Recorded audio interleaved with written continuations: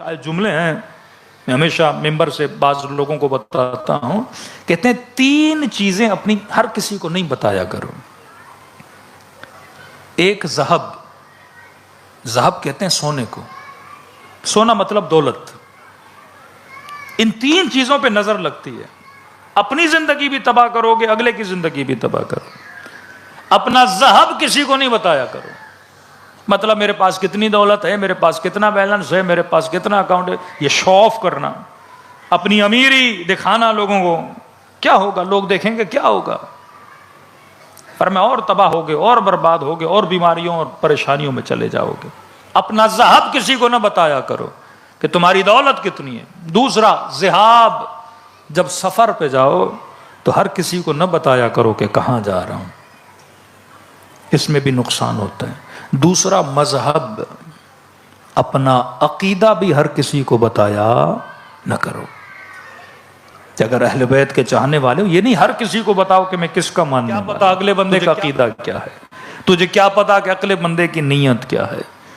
تو اسلام نے سختی سے منع کیا ہے ریاکاری، کیونکہ ریاکاری شاید مجھے نقصان نہ دے لیکن اگلے بندے کے دل میں کیا پیدا کرتی ہے؟ حسرت پیدا کرتی ہے۔ کانسیپٹ آف حجاب بھی یہی ہے کہ اللہ نے عورت کے وجود میں مرد کے لیے کشش رکھی ہے۔ اگر عورت بد حجابی کرے گی، بدن کی نمائش کرے گی، تو اس عورت نے اس جماع کے دل میں کس چیز کو پیدا کیا؟ حسرت کو پیدا کیا، حسرت نے غم کو پیدا کیا۔ اب وہ اس کو حاصل کرنا چاہے گا، اس کی زندگی کیا ہو جائے گی؟ غم سے بھر جائے گی۔ اب اگر مسلم معاشرہ ہے، وہ گناہ نہیں کر سکتا، مثلا گناہ نہیں کر سکتا، تو وہ اپنے دل میں حسرت کو پیدا کرے گا، اور حسرت اس شہوت کو پورا کرنے کے لیے مختلف گناہوں کی طرف آگے بڑھ جائے گا، یا چاہے گا کہ اس کے ساتھ تعلق بنائے، اور اس تعلق کے نتیجے میں وہ عورت بھی تباہ ہوگی، یا مرد بھی کیا ہو جائے گا؟ خود کو تباہ ہو برباد کر دے گا۔ تبھی فرمایا خود کو حجاب میں رکھے۔ یا کوئی خاتون یہ بولے کہ میرے اندر اٹریکشن نہیں ہے، اب نہیں ہے تو ٹھیک ہے، لیکن اگر اٹریکشن ہے تو اس پہ کیا ہے؟ حجاب کو واجب ہے، اور حجاب بھی اتنا واجب ہے جتنی تمہارے اندر اٹریکشن ہے۔ مثلا کسی عورت کے چہرے میں بے انتہا اٹریکشن ہے، بعض مراجع فرماتے ہیں پھر اس کو چہرہ چھپانا بھی واجب ہے۔ کسی کی آواز میں اٹریکشن ہے، اور یہ پروف ہے کہ عورت کی ہر چیز میں خدا نے مرد کے لیے کیا رکھی ہے؟ اٹریکشن رکھی ہے۔ یہاں تک کہ اس کے ناخن میں بھی مرد کے لیے کیا ہے؟ اٹریکشن ہے۔ یہ میں مزاحن ممبر سے بیان کرتا ہوں، پاکستان کا ایک اینکر ہے یاسر شامی، بڑا مزاحیہ۔ تو اس بدبخت نے کیا کیا کہ یہ رکشے پہ بیٹھا، جینز کی پینٹ پہنی، اور پینٹ کو ٹخنوں سے اوپر رکھا، اور اپنے پاؤں کے ناخنوں کو نیل پالش لگائی، اور عورتوں والی چپل پہن لی، اور رکشے میں بیٹھ کے پاؤں باہر نکال کے ایسے ہلاتا رہا۔ جتنے جوان موٹر بائک پہ جا رہے تھے وہ سمجھ رہے تھے کہ لڑکی کے پاؤں ہیں، وہ سارے دیکھ دیکھ کے جب مڑ کے دیکھ رہے تھے تو رکشے میں تو یاسر شامی بیٹھا تھا۔ ہاں، یہ ثابت کرتا ہے کہ خدا نے عورت میں کیا رکھا ہے؟ اٹریکشن۔ پاکستان میں خسرے بھی جب مانگنے آتے ہیں تو عورتوں کا، پاکستان کے 70% خسرے مرد ہیں، 70% مرد ہیں، جنہوں نے حلیہ کس کا بنایا ہوا ہے؟ عورتوں کا بنایا ہوا ہے۔ سائیکولوجیکلی اللہ نے عورت کو بنایا ایسا ہے، مرد کے لیے بنایا ہے، اس میں اٹریکشن رکھی ہے۔ اب اگر یہ اپنی اٹریکشن کو ظاہر کرے گی تو یہ اپنی عزت کو گویا سے فری میں، سستے میں کسی مرد کے لیے فراہم کر رہی ہے۔ خدا نے اس کی قیمت رکھی ہے۔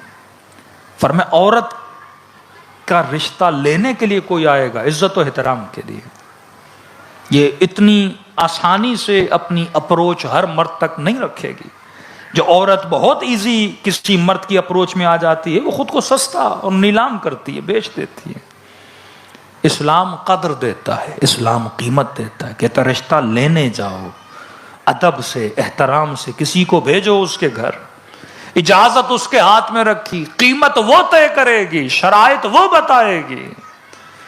پھر فرمایا عزت اور احترام سے اس کو رخصت کر کے اس مرد کے گھر میں لایا گیا۔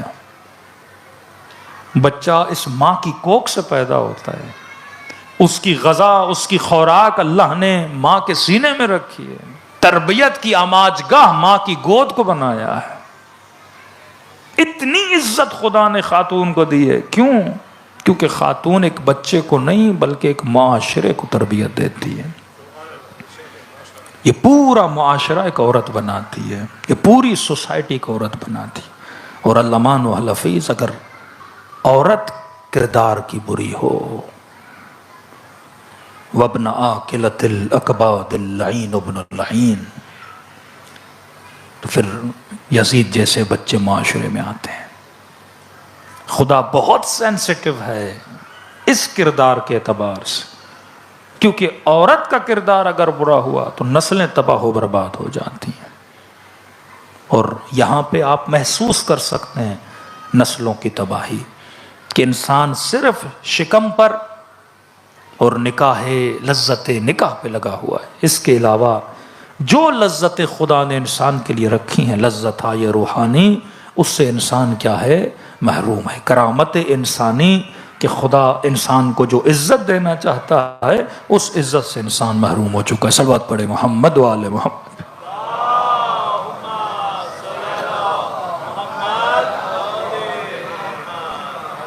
تو آج کی مجلس میں یہی خلاصہ اپنے ذہن میں رکھیں کہ سکون محبت میں ہے۔ محبت غلط بندے سے ہو تو سکون اسی سے ملے گا۔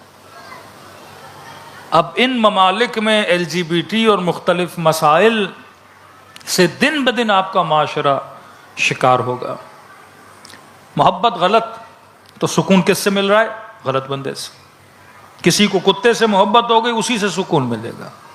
کسی کو بلی سے محبت ہو گئی، اسی سے سکون ملے گا۔ مرد کو مرد سے محبت ہو گئی، عورت کو عورت سے محبت ہو گئی، جانور سے محبت ہو گئی، پتھر سے محبت ہو گئی، اسی سے اس کو سکون ملے گا، پھر نہیں ملے گا کسی اور چیز سے سکون۔ تبھی فرمایا یہ محبت ہو جاتی ہے، اسلام اس محبت کو سمجھتا ہے، لیکن کہہ رہا اپنی محبت کو عقل کے ترازو میں تولا کرو۔ کیا تمہاری عقل اس محبت کی اجازت دیتی ہے کہ نہیں؟ کیا سائنس، کیا تمہارا جسم، کیا انسانی نیچر، کیا نظام فطرت اس محبت کی اجازت دیتا ہے کہ نہیں؟ کہ جتنے رشتے خدا نے حلال و حرام کے بنا اس کا ریزن ہے۔ کسی نے امام سے پوچھا کہ مولا اگر کوئی باپ کسی عورت سے نکاح کرے اور اس کے بعد طلاق دے، کیا بیٹا اس سے شادی کر سکتا ہے؟ مولا نے فرمایا حرام ہے۔ اسلام کے آنے سے پہلے دوران جاہلیت میں یہ نکاح جائز تھا کہ باپ جب مر جاتا تھا تو ان بچوں کی جو سوتیلی مائیں ہوتی تھی ان سے نکاح کرتے تھے، اعوذ باللہ۔